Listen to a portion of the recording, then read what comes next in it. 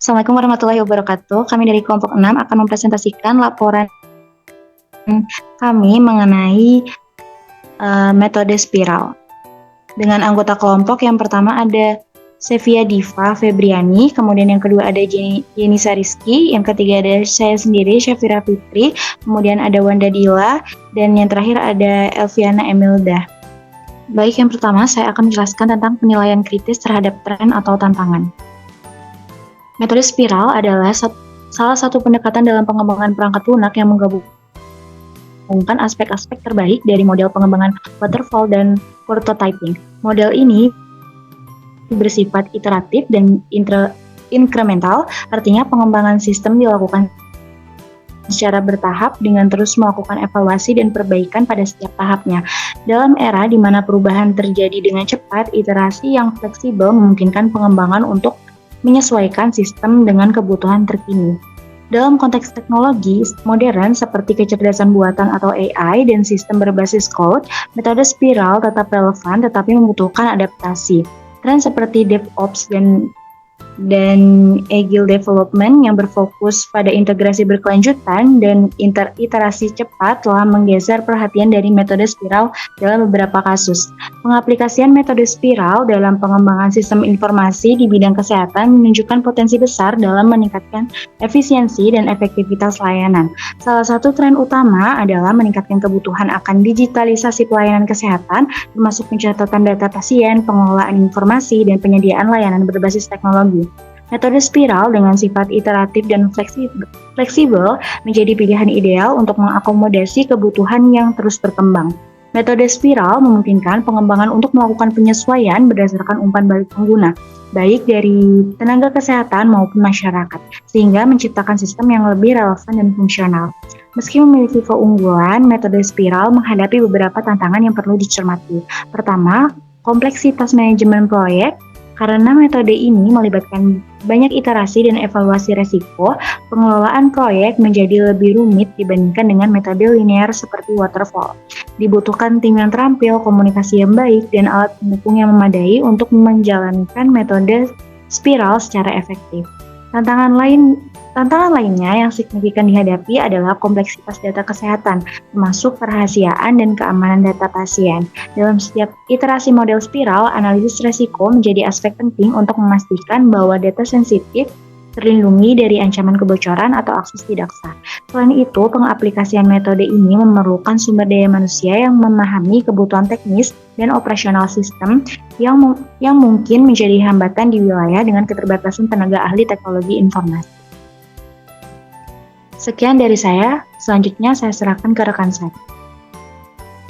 Baik, selanjutnya ada analisis perbandingan dari hasil review jurnal. Yang pertama ada kesamaan antar jurnal, yaitu yang pertama, jurnal yang direview menggunakan metode spiral dalam pengembangan perangkat lunak karena pendekatan ini menggabungkan elemen-elemen iteratif dan bertahap yang memberikan fleksibilitas serta memungkinkan pengelolaan risiko yang baik. Yang kedua adalah penelitian. Semua jurnal sama-sama bertujuan untuk meningkatkan akses informasi dan kesadaran masyarakat tentang isu kesehatan yang diangkat, seperti aplikasi digital seperti reservasi layanan di rumah sakit, pemantauan gizi ibu hamil dan menyusui, pengecekan ketersediaan obat di apotek, serta meningkatkan informasi di desa-desa yang terkendala akses informasi.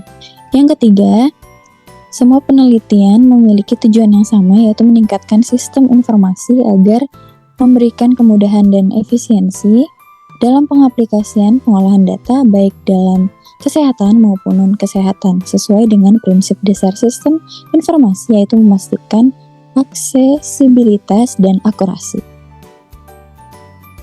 Selanjutnya, baik, selanjutnya yaitu perbedaan hasil review jurnal pada setiap anggota kelompok. Yang pertama yaitu pada setiap jurnal yang menggunakan sistem informasi dalam penerapannya itu ada yang menggunakan aplikasi yang berbeda-beda, yaitu seperti aplikasi reservasi, aplikasi puskesmas, dan juga ada yang menggunakan aplikasi SIKD. Yang kedua yaitu beberapa menggunakan perangkat lunak Android dan komputer dalam mengembangkan sistem informasi baik menggunakan aplikasi maupun web. Dan yang terakhir yaitu masing-masing jurnal itu memiliki tujuan pengembangan yang berbeda. Ada yang menggunakan sebagai pendataan layanan kesehatan dan ada pula yang menggunakannya sebagai data digital secara detail untuk layanan pemerintahan desa. Baik, untuk selanjutnya akan dijelaskan oleh rekan saya. Selanjutnya adalah kesimpulan. Jadi kesimpulan utama dari hasil review ini adalah penerapan metode spiral dalam pengembangan sistem informasi kesehatan terbukti efektif dalam meningkatkan efisiensi layanan. Berbagai penelitian yang direview menunjukkan keberhasilan aplikasi dalam mengatasi masalah administratif seperti antrian pasien dan pemantauan kesehatan ibu hamil. Namun, tantangan seperti integrasi data dan keamanan informasi tetap perlu diatasi untuk memastikan implementasi yang optimal. Selanjutnya saya serahkan ke rekan saya. Baik, selanjutnya ada rekomendasi untuk penelitian di masa depan. Rekomendasi yang dapat diberikan adalah untuk terus mengembangkan dan menguji aplikasi dengan melibatkan lebih banyak lokasi dan pengguna agar hasilnya lebih generalis. Selain itu, penting untuk memperhatikan aspek keamanan data dan privasi pengguna dalam setiap pengembangan sistem informasi kesehatan yang baru. Mungkin sekian dari kelompok kami. Terima kasih. Wassalamualaikum warahmatullahi wabarakatuh.